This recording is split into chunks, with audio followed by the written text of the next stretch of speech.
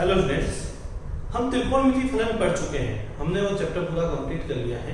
उम्मीद करता हूँ सभी स्टूडेंटों ने उन्हें अच्छे से कंप्लीट कर लिया होगा। आज हमें स्टार्ट करना है अध्याय नंबर 5।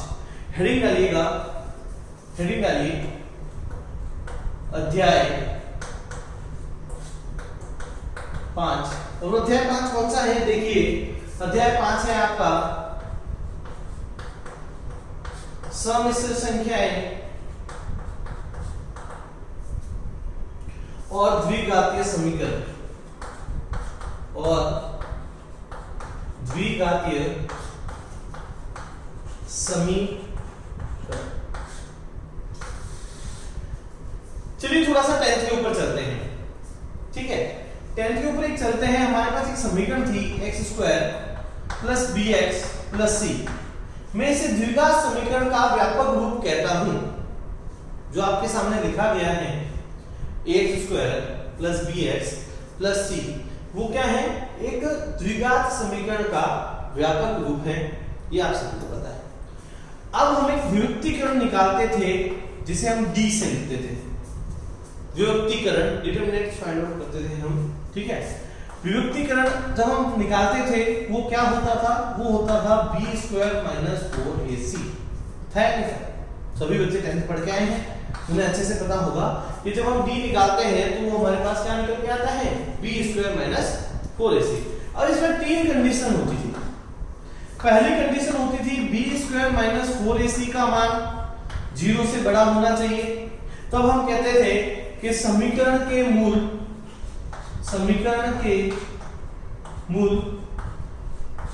वास्तविक बोले जाते थे एवं भिन्न होंगे। हम क्या कहते थे कि समीकरण के जो मूल है ना, वो वास्तविक एवं भिन्न होंगे। सेकंड कंडीशन में हमारे पास चलता था कि जो b² - 4ac है ना, वो किसके इक्विवेलेंट है? 0 के। तो हम कह सकते हैं समीकरण के मूल समान एवं वास्तविक होंगे। क्या मैं सही? देखिए, समीकरण के मूल वास्तविक एवं भिन्न होंगे और समीकरण के मूल समान एवं वास्तविक होंगे, ये हमने पढ़ा है। ये 10th में पढ़ा था। और 10th में एक चीज पढ़ी थी कि b² - 4ac का मान यदि <0 हो जाता है तो हम यहां लिखते थे मूल काल्पनिक होंगे। हम ये पढ़ते थे कि यहाँ जो मूल होने चाहिए ना, वो काल्पनिक होने चाहिए। ठीक है, अच्छा, इन दोनों को हल करना हमने कहां सीखा है? 10th में सीखा था। चाहे मैं इसके लिए आपको कह दूं कि आपने पूर्ण वर्ग विधि की होगी या अभाज्य गुणनखंड विधि द्वारा किया होगा, या एक और विधि जब तक मुझे याद है परफेक्ट स्क्वायर पूर्ण वर्ग विधि द्वारा हमने इसको अच्छे से हल किया है। और एक विधि और है सीधराचार्य सूत्र, हमें अच्छे से याद होना चाहिए, वो हमारे इस बार भी काम आने वाला है। तो वहां हम इसका प्रयोग करते हैं। ठीक है, अब बात आई इस कंडीशन की। अगर मेरे पास ये कंडीशन आ जाए तो क्वेश्चन को कैसे सॉल्व करना है वो हम सम्मिश्र संख्या और द्विघात समीकरण में पढ़ेंगे। जैसे कि एक छोटी सी इक्वेशन ले रहा हूं, ढंग से समझिएगा। मैंने कहा x² + 1 = 0। मैंने क्या कहा? x² + 1 = 0। तो मैंने एक चीज नोटिस की, x², जैसे मैं इस +1 का पक्षांतरण करता हूं तो मुझे क्या मिलता है? -1 मिलता है। ठीक है, और जब मैं यहां से x की वैल्यू निकालता हूं तो रूट के अंदर -1 आती है। और यहां ये हम ये कहते हैं कि इस जो समीकरण के जो मूल होंगे वो काल्पनिक होंगे। जब वो काल्पनिक की बात करता है तो वहां सम्मिश्र संख्याओं का मान आता है। और इस रूट में जो -1 है, इसे एक नया नाम दिया जाता है, इसे बोला जाता है आयोटा। क्या बोला जाता है? आयोटा। ढंग से समझिएगा, बहुत ही आसान है आपके लिए, कोई दिक्कत वाली बात नहीं है, आप आराम से समझ सकते हैं। जो रूट में -1 है उसकी जो उसे क्या बोला जाएगा? आयोटा बोला जाएगा। और ये आयोटा सम्मिश्र संख्याओं को निरूपित करती है। तो हेडिंग आनेगा इतना लिखने के बाद सम्मिश्र संख्या। क्या हेडिंग आने वाले हैं आप? सम्मिश्र संख्या। देखिए, सम्मिश्र संख्याओं को सामान्यतः z से निरूपित करते हैं। सम्मिश्र संख्याओं को समिश्र संख्याओं को सामान्यतः z से निरूपित करते हैं। इसे लिखा जाता है z बराबर a plus iota b, z बराबर a प्लस आयोटा b। देखिएगा समिश्र संख्याएं, लिखिए आगे, समिश्र संख्याएं दो संख्याओं से मिलकर बनी होती हैं।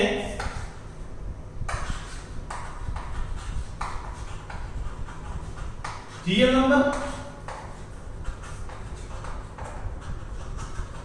इमेजिनरी नंबर, जिसे हम बोलते हैं वास्तविक भाग, इसको रियल पार्ट बोल देते हैं, और ये इमेजिनरी पार्ट हो जाएगा। ठीक है, ये हो जाएगा वास्तविक भाग, और एक हमारे पास आएगा काल्पनिक भाग। जिस पार्ट के पास, जिस नंबर के पास आयोटा होता है, ठीक है, आयोटा होता है वो काल्पनिक भाग कहलाता है, और आयोटा से रिक्त जो हमारे पास नंबर होता है वो वास्तविक भाग कहलाता है। तो एक समिश्र संख्या को सामान्यतः z से निरूपित करते हैं। हमने क्या बताया कि जो अपने पास में समिश्र संख्या है उसे सामान्यतः किससे निरूपित कर रहे हैं, z से निरूपित कर रहे हैं। एक चीज कंफर्म कर लीजिए, क्या चीज कंफर्म करनी है कि जो समिश्र संख्या है वो किससे निरूपित किया जा रहा है, z से किया जा रहा है। अच्छा, और क्या करना है कि आप ये चीज देख लीजिए कि z को आपको लिखना क्या है, a प्लस आयोटा b। जो समिश्र संख्या है उन्हें लिखने का तरीका होता है z बराबर a प्लस आयोटा b। जो a है वो वास्तविक भाग को दर्शाता है। इस वास्तविक भाग को हम आदि z भी कहते हैं, रियल पार्ट, ठीक है, और ये IMZ लिखा जाता है इमेजिनरी पार्ट। ठीक है, शॉर्ट फॉर्म में इसे लिखा जाएगा। तो ये चीजें हमें पता होनी चाहिए। वीडियो पॉज कीजिए, अच्छे से नोट डाउन कीजिए, कोई भी प्रॉब्लम हो जरूर पूछिएगा।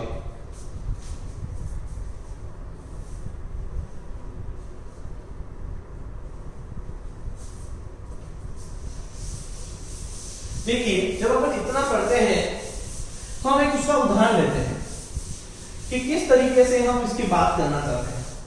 जैसे मैंने लिखा कि कोई नंबर लिखा हुआ है z, और उसमें लिखा गया है 2 प्लस 5 आयोटा। क्या लिखा गया है, 2 प्लस 5 आयोटा।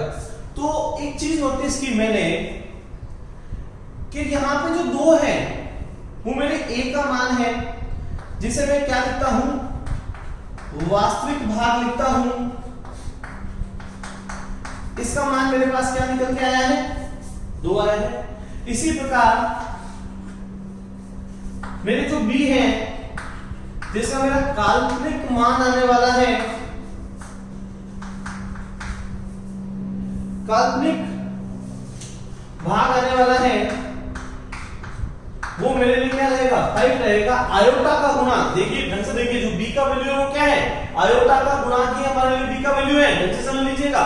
और आपको पता है कि जो आयोटा की वैल्यू है वो मैं आपको बता चुका हूं कितनी है, -1। आयोटा की वैल्यू कितनी है, -1। बहुत ही आसानी से हम समझ सकते हैं, हमें कोई समस्या नहीं आने वाली है। वापस देखिए, मैंने कोई एक समिश्र संख्या मानी है z को मैं क्या लिखना चाहता हूं, 2 प्लस 5 आयोटा, ऐसा कोई मैंने नंबर लिखा है। इसमें अगर मैं आपसे बात करूं a की वैल्यू को फाइंड आउट करना चाहता हूं मैं वास्तविक भाग की, तो मुझे पता चला वो कितनी है, 2 है। फिर देखिए मुझे चाहिए काल्पनिक भाग, जिसे मैं b लिखता हूं, तो वो कितना है, 5 है। इस तरीके से मैं z बराबर 2 प्लस 5 आयोटा लिख सकता हूं। अगर आप ये चीज समझना चाहे आराम से समझ सकते हैं, कोई भी प्रॉब्लम हो पूछ लीजिएगा। उसके बाद देखिए सबसे पहले जो आयोटा का मान होता है वो रूट में -1 होता है, ये मुझे ज्ञात है। अब मैं कुछ आयोटा की घातें ज्ञात करना चाहता हूं। देखिए, जैसे मैंने आयोटा की घात 1 का मान देखा तो उसका मान होता है आयोटा। फिर मैंने आयोटा स्क्वायर निकाला तो उसका मान क्या होना चाहिए, आयोटा इंटू आयोटा। यानी आयोटा इंटू आयोटा का मतलब कितना होगा, -1। कैसे होगा -1, उसको समझते हैं। देखिए यहाँ पे मैं सिखा रहा हूँ आपको, आयोटा स्क्वायर लिखा हुआ है, जिसको आपने आयोटा इंटू आयोटा लिखा था। इस आयोटा की वैल्यू है -1, यही तो आया मैंने। आयोटा की वैल्यू कितनी रखी, आयोटा की वैल्यू रखी है मैंने -1, इसी तरीके एक और आयोटा की वैल्यू रख दी मैंने क्या -1। आपको पता है आधार समान है, घातें जुड़ जाती है, अगर घातें जुड़ गई तो इसकी वैल्यू कितनी आ गई -1 आ चुकी। तो आयोटा की पावर 1 है तो उसका मान कितना होता है आयोटा, अगर आयोटा स्क्वायर है तो उसकी वैल्यू होती है -1। अब मैं निकालता हूं आयोटा की पावर 3। क्या इसे आयोटा स्क्वायर इनटू आयोटा की पावर 1 लिखा जा सकता है? देख लीजिए आधार समान है, घातें जुड़ जाएगी, तो इसका आंसर कितना आना चाहिए? इसका आंसर आना चाहिए माइनस आयोटा। और एक वैल्यू मैंने निकाली आयोटा की पावर 4। अगर आयोटा की पावर 4 वैल्यू है तो इसे मैं लिख सकता हूं iota square into iota square, इसकी वैल्यू -1, इसकी वैल्यू -1, इसकी वैल्यू क्या आने वाली है 1 आने वाली है। अब मैंने इसका स्टैंडर्ड फॉर्म ले लिया, मैंने इसका व्यापक रूप लिखने की कोशिश कर ली।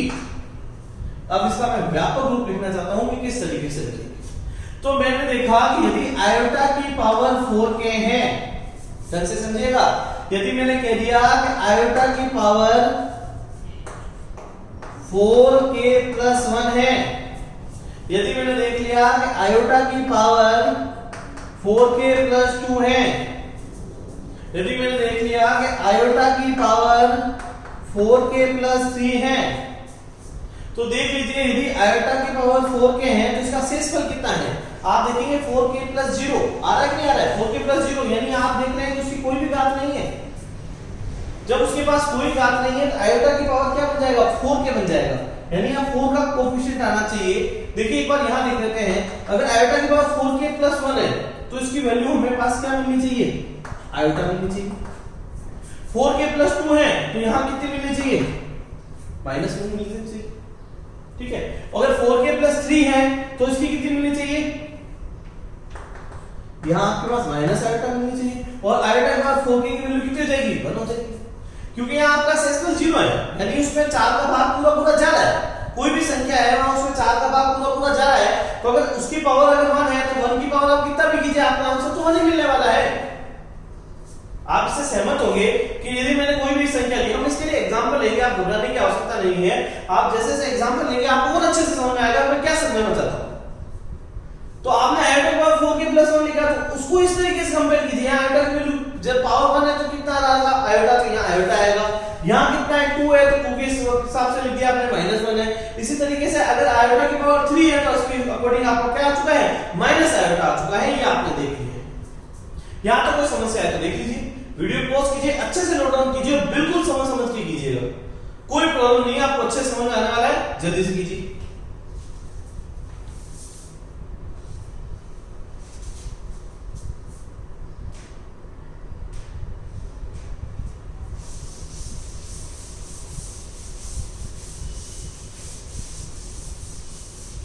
अब हम कुछ वैल्यू फाइंड आउट करके देखते हैं। जैसे मैंने सबसे पहले वैल्यू फाइंड आउट करने की कोशिश की आयोटा की पावर 13, ठीक है। तो मैं कहता हूं अपन कुछ नहीं करते हैं, क्या मैं 4 में 13 का भाग दे सकता हूं? कितनी बार जाने वाला है? 3 बार, क्या बच गया 1। तो क्या इसे लिखा जा सकता है आयोटा की पावर 4 × 3 + 1 भाज्य बराबर भाजक प्लस भागफल प्लस शेषफल, भाज्य बराबर भाजक × भागफल प्लस शेषफल, उसी तरीके से तो लिखना है। तो आपने देखा पीछे कितना आ रहा है 1, यानी इसकी जो वैल्यू होगी वो आयोटा होगी। एक तरीका है, ये ढंग से समझिएगा। मैंने क्या किया, एक तरीका है। दूसरा तरीका देखिए, यदि कोई इस तरीके से नहीं तोड़ना चाहता है तो आयोटा की पावर 13 लिखा गया है, तो क्या मैं इसे आयोटा की पावर 4 × आयोटा की पावर 4 × आयोटा की पावर × 1 कर सकता हूं क्या? अच्छा, आयोटा की पावर 4 की वैल्यू 1 होती है, 1 होती है, 1 होती है, कितना हो जाएगा आयोटा, तो आंसर क्या निकल के आया है? आयोटा निकल के आया है। अच्छा, ये नहीं करें, इससे अच्छा आप ये कर लीजिए, बहुत आसान है। भाग किसका देना है? 4 का। अगर 4 का भाग दे दिया आपका काम हो जाएगा। आपको सिर्फ 4 का भाग देना है और इस तरीके से लिखना है भाज्य बराबर भाजक × भागफल प्लस शेषफल, इसके फॉर्म में लिख लीजिए। या आपने यूक्लिड विभाजन प्रक्रिया पढ़ी होगी जिसमें हम लिखते थे a = bq + r, वही तो चीज लिख रहा हूं मैं आपके सामने। मैंने 13 को देखो तोड़ दिया, 4 के 12 + 1 13 हो गया, बात तो बराबर है। या तो 13 लिखो या ये लिखो, किसी भी तरीके से आप लिखिए, आपको समझ में आने वाला है। वीडियो पॉज कीजिए, नोट डाउन कीजिए, कोई भी प्रॉब्लम हो जरूर पूछिएगा।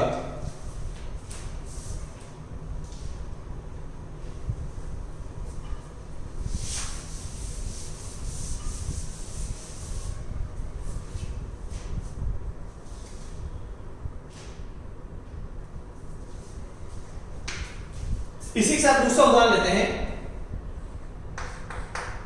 इस बार आयोटा की पावर 52 ले ली। तीसरा उदाहरण ले लिया, आयोटा की पावर 115 ले लेते हैं। ये दो क्वेश्चन करने की कोशिश करते हैं, समझते हैं क्या होता है। तो यह 52 लिखा गया है आयोटा की पावर। तो मैंने कहा सबसे पहले हम क्या करते हैं, 4 में भाग देके देख लेते हैं। 52 का 3 बार जाएगा, तो जो मेरा बचने वाला है वो आयोटा की पावर 4 × 13 + 0 मिलेगा। तो यहाँ कितना मिल रहा है आपको शेष में? 0 मिल रहा है। इसका मतलब इसका जो आंसर आने वाला है वो 1 आने वाला है। क्या आने वाला है? 1 आने वाला है। यहाँ देखिए 4 भाग देके देख लेते हैं 115 का। 2 बार गया 8, 3 बच गए 5, 8 आ जाएगा और कितना बच गया? 3। तो इससे हम लिख सकते हैं आयोटा की पावर 28 × 4 + 3 लिख सकते हैं, या 4 × 28 × 4 या 28 × 4 × 3 लिख सकते हैं। ठीक है, तो यहां से इसमें कितना बच रहा है? 3। तो इसकी जो वैल्यू होनी चाहिए वो माइनस आयोटा के बराबर होनी चाहिए। यानी जो आयोटा की पावर 115 है उसका मान मैं आपको निकाल के बता चुका हूं कि मेरे पास कितना रहने वाला है, माइनस आयोटा रहने वाला है। इसी तरीके से आयोटा की पावर जो 52 है उसका मान कितना रहने वाला है, 1 रहने वाला है। इस तरीके से आप अच्छे से सीख सकते हैं। अब आप कोई भी वैल्यू उठा लीजिए, चाहे वो 4 अंकों की हो, चाहे वो 5 अंकों की हो, चाहे वो 3 अंकों की हो, कोई भी वैल्यू हो आप उसे आराम से ज्ञात कर सकते हैं। आप घर पे बैठ के ट्राई कर सकते हैं। आयोटा की पावर 1032, 1052, बहुत सारी ऐसी वैल्यूज हैं जो आप आराम से फाइंड आउट कर सकते हैं। वो बीच में जो क्वेश्चन आते रहेंगे उसे हम करते रहेंगे। तरीका क्या था? तरीका एक ही है कि हमने सबसे पहले 4 से भाग दिया है और उसे लिखने का तरीका समझ लीजिए। बस उसे लिखना कैसे है कि भाज्य बराबर भाज्य के भाग पर शेष पर लिख लो और शेष फल को देख लीजिए।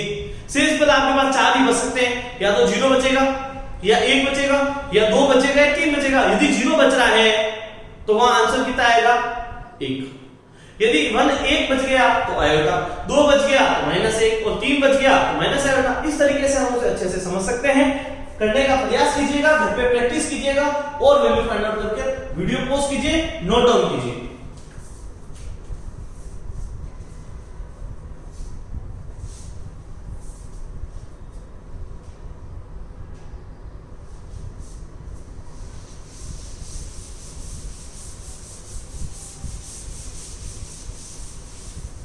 जितना आपको अभी पढ़ाया गया है उतना आपको घर पे अच्छे से पढ़ना है।